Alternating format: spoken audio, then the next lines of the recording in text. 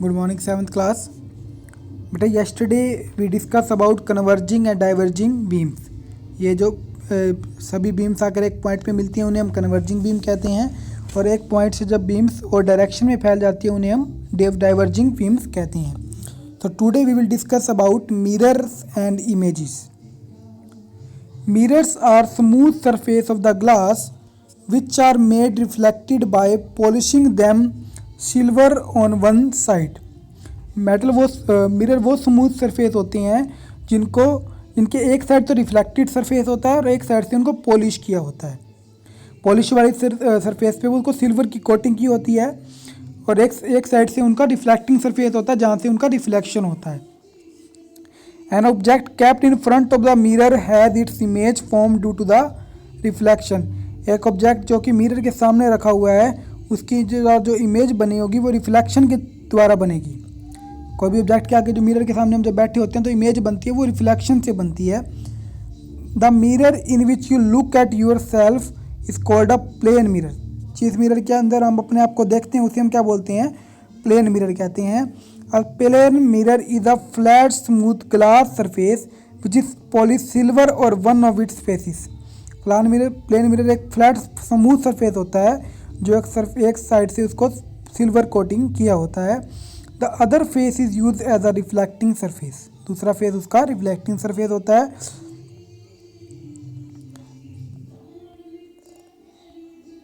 each part of the mirror has its own size।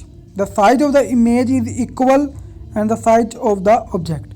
तो mirror के बारे में कुछ कैरेक्टरिस्टिक्स हैं कि जो इमेज का साइज होगा, जितना ही इमेज का साइज होगा उतना ही जो ऑब्जेक्ट का साइज होगा उतना ही इमेज का साइज होगा। मतलब अगर कोई ऑब्जेक्ट 5 फुट 6 इंच का है तो उसकी जो इमेज बनेगी मिरर में वो भी उतनी ही साइज की बनेगी। Next one, the image is upright और इरेक्ट। इमेज क्या होगी? बिल्कुल सीधी होगी, इरेक्ट होगी। The left and right side of the image get interchange as compare to those of the object. तो इसके अंदर जो इमेज बनेगी वो इंटरचेंज रहेगी। मतलब कि जब हम मिरर के सामने हमारा लेफ्ट हैंड राइज करेंगे तो वो मिरर में राइट हैंड दिखाएगा, और अगर जब राइट हैंड राइज करेंगे तो वो लेफ्ट हैंड दिखाएगा। इसको हम कहते हैं लैटरली इन्वर्टेड। मतलब कि अगर हम कोई भी वर्ड उसके सामने मिरर के सामने रखेंगे, कोई भी अल्फ़ाबेट उसके सामने रखेंगे तो वो उसको लैटरली इन्वर्टेड दिखाएगा, इन्वर्टेड फॉर्म में दिखाता है। जैसे कि हमने देखा होगा कि जो एम्बुलेंस पे जो वर्ड लिखे होते हैं वो कैसे लिखे होते हैं? वो अपोजिट लिखे होते हैं। वो ऐसे इस फॉर्म में लिखी होती हैं। ताकि किस लिए लिखी होती हैं ये? ताकि जो पीछे से जो पर्सन आ रहा है उसको जो उसके आगे पर्सन जा रहा है, जैसे कि एम्बुलेंस ने किसी भी व्हीकल को क्रॉस करना है तो जो सामने वाला जो पर्सन है वो अपने मिरर में देख सके कि जो एम्बुलेंस पर लिखा हुआ है एम्बुलेंस, तो उसको वो बिल्कुल सीधा दिखाई देगा, क्योंकि जो मिरर होता है वो लैटरली इन्वर्टेड दिखाता है। जो अगर उल्टा लिखा होगा तो वो सीधा दिखाएगा एम्बुलेंस, और सामने वाले पर्सन को पता लग जाएगा कि पीछे से एम्बुलेंस आ रही है और वो उसको जगह दे देगा। इसलिए एम्बुलेंस पे अपोजिट वर्ड्स में लैटरली इन्वर्टेड बोलते हैं इसको, कि अपोजिट लिखा होता है, क्योंकि मिरर में यह अच्छे ढंग से दिखा सके। इसलिए मिरर जो होता है हमेशा लैटरली इन्वर्टेड इमेज बनाता है। After that next one is the image is form at the same distance from the mirror as the object is kept in front of it. Image वहीं बनेगी जितना दूर ऑब्जेक्ट से कोई पर्सन होगा। मतलब कोई भी मिरर से आप अगर 5 मीटर की डिस्टेंस पे खड़े हैं तो वो मिरर में जो इमेज बनेगी वो भी 5 मीटर की डिस्टेंस पर ही बनेगी। अगर आप मिरर से 10 मीटर की डिस्टेंस पे खड़े हैं तो मिरर में जो इमेज बनेगी वो 10 मीटर की डिस्टेंस पे ही बनेगी। Next one, the image form by a plane mirror can not be obtained on a screen. किसी भी प्लेन मिरर के द्वारा जो इमेज बनेगी वो हम उस इमेज को किसी स्क्रीन पर नहीं ले सकते।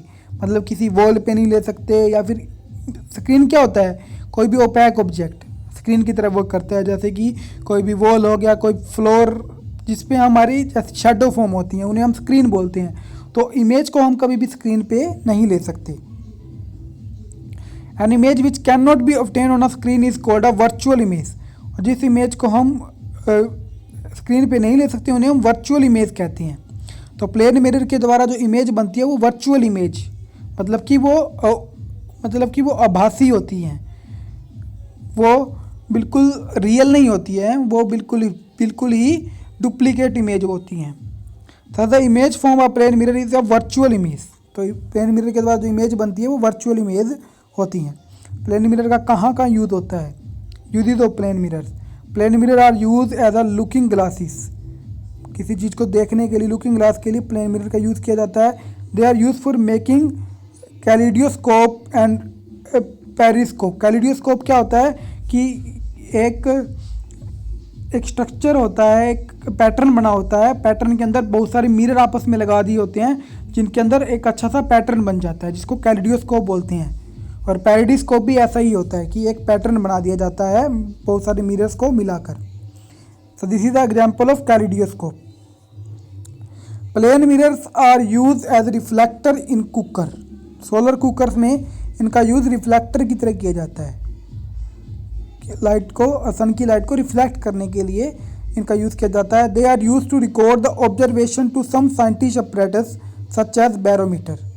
कुछ भी साइंटिस्ट के जो अपरेटस लगे होते हैं, बैरोमीटर जिसके द्वारा एयर प्रेशर को मेजर किया जाता है, उनमें भी ये प्लेन मिरर लगे होते हैं। Okay students, so up to here you will read today.